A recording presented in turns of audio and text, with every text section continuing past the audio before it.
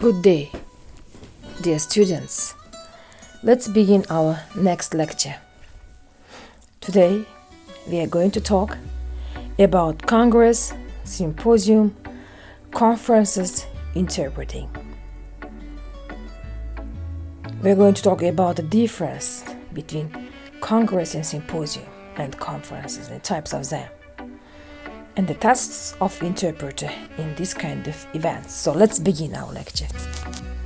As you know, congresses are high-level events, especially international members take part in it. Congresses include press conferences, roundtables, briefings attended by scientists, business representatives, and governmental officials. Symposiums. This portrays a gathering to talk about a specific subject. However, its unique importance characteristics are the drinking gathering.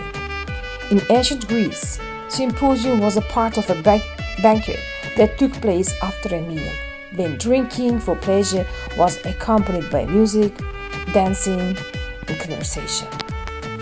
At symposiums, they raise issues that are more significant and global. Different resources give different definition to the word symposium. So we can say the first level, high status event is a congress, while it is followed by a symposium, and then conference and the meetings. When we speak about the conferences, they can verify according from 50% up to 1,000 people. Conference is seen as a gathering of a few individuals to examine a specific point. There can be national as well as international conferences. According to its size, the participants will take part in it. You can see on the screen a sample from international conference where different people from different countries take part in it. Conferences also may be poster sessions. After global meeting, they may be divided into poster sessions, which you can see on the screen. Members will represent their poster, where the other participants may talk and walk around the posters. They may ask interested questions, and the presenters will answer the questions. These are called poster conferences. So, at the same time, the conference may be held at the same time at different locations, and that's why they advise you to get acquainted with timetables very closely. So conferences may be open, meeting with exhibitions, inward and virtual conferences, which further we are going to talk about each of them separately. So when we speak about open conferences, they can be open to any kind of people who are interested in the conference, while participants may buy tickets or it can be free. In open conferences, many people can participate, can exchange their own ideas, while meeting with exhibition, especially they exhibit some kind of things or some kind of dates concerning to the event, concerning to the topic of conference, and the fee sometimes can be supported by the government. And the exhibition part, they present some kind of presentation or some kind of service concerning to the topic of the event. And when we speak about the inward company conference, especially they are private gatherings of only for company members. Some other people are not permitted because they may talk about their future plans, about their perspective plans, about their future or success of their company, and so they are called inward conference, where nobody can be led just from outside. The next type is virtual conference, where the members or participants can meet via internet. They are called internet gathering. Data transfer capacity sometimes are lower.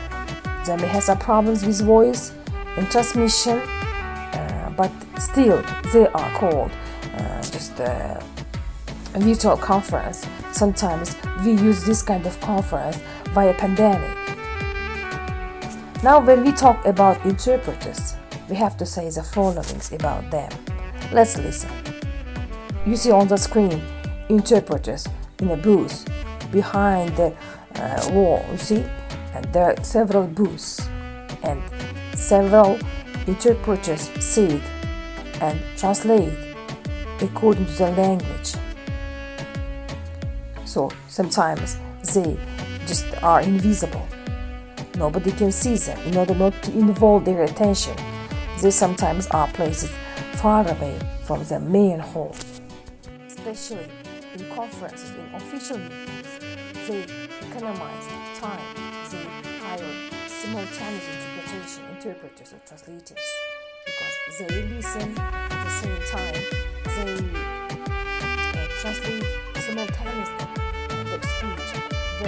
The listeners can show their emotion to the speaker, and this one the interpreters should get to know more about agenda. They should be very close to each other to get information, and they should be in time for the conference in order not to be late, and they should be organized.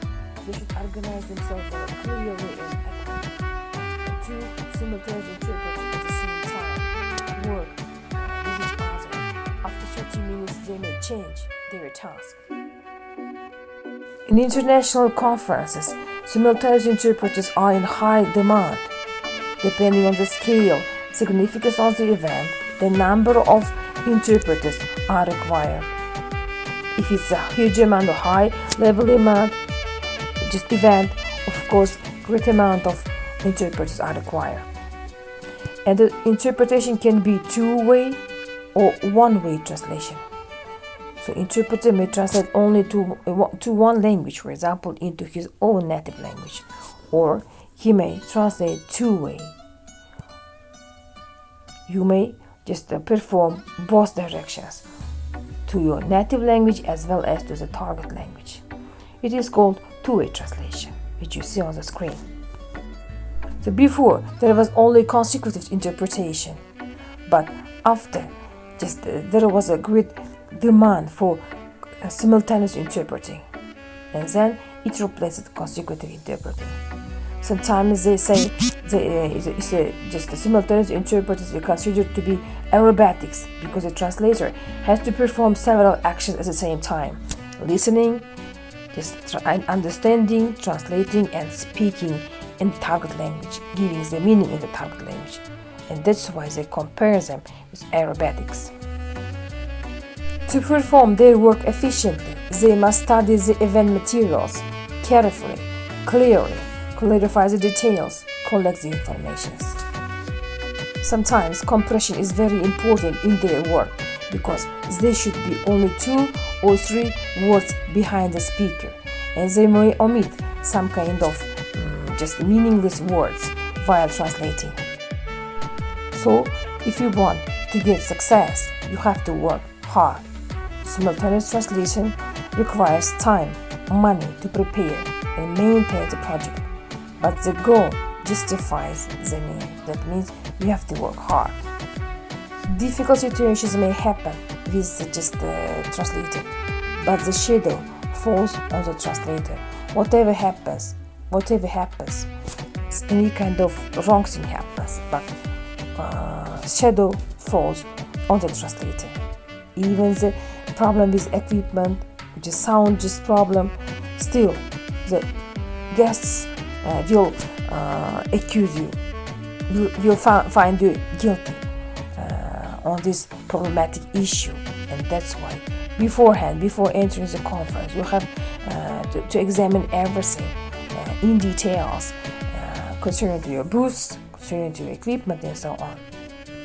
Sometimes guests leave a review on the congress, on the meeting, as well as they will evaluate interpreters' work and task, and that will just clarify your further activity, your further action.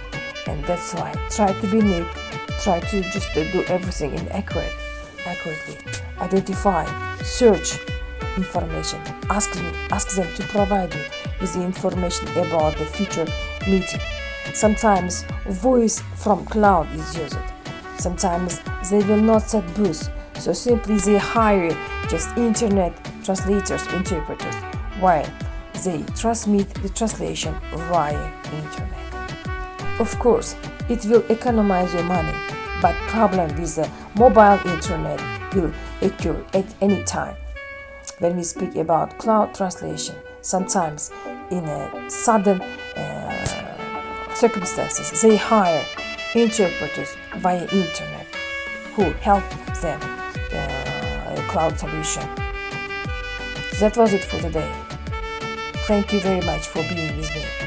Thank you for your attention, and I wish you all the best. Thank you.